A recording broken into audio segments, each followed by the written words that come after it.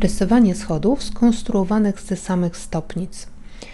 Rysowanie rozpocznę od użycia ścieżki. Ścieżką narysuję pierwszy stopień.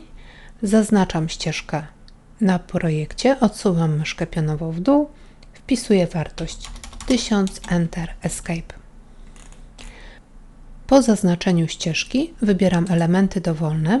Będzie to cokół na poziomie 140, o wysokości 30 i szerokości 280. W zakładce warstwa zmieniam nazwę na stopień. Rysuję. Ścieżkę delatem usuwam. Przełączam się na widok przód.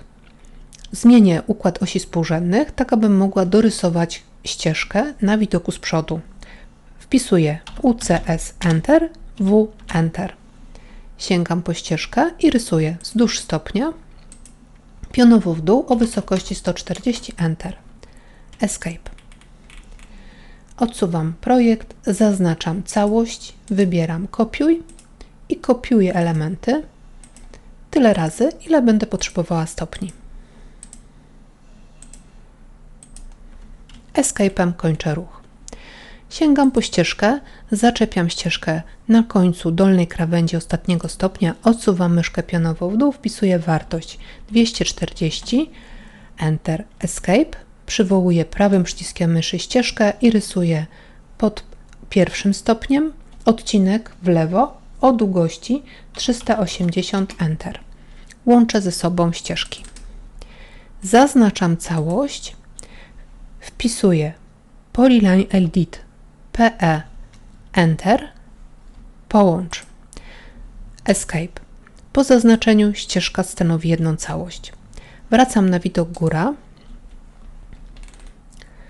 Wybieram ponownie osie współrzędnych U, C, S, Enter, W, Enter. Przechodzę na klasyczny widok osi współrzędnych.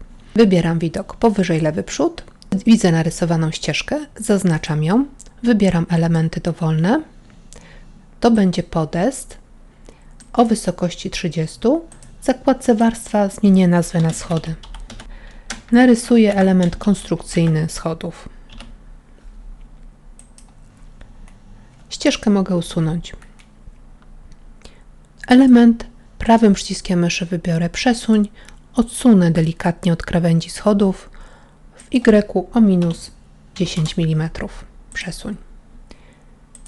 Zaznaczam go, prawym przyciskiem wybieram kopiuj, skopiuję na drugi koniec stopni i też odsunę tym razem o 10 mm. Ustawiam się na widoku z góry.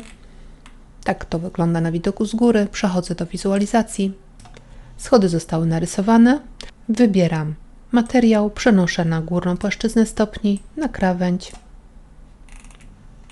oraz na boki.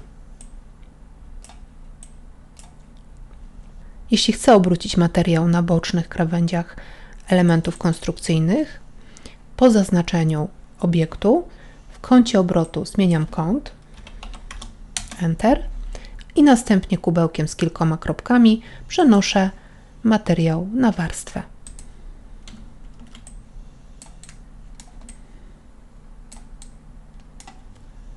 Dziękuję za uwagę.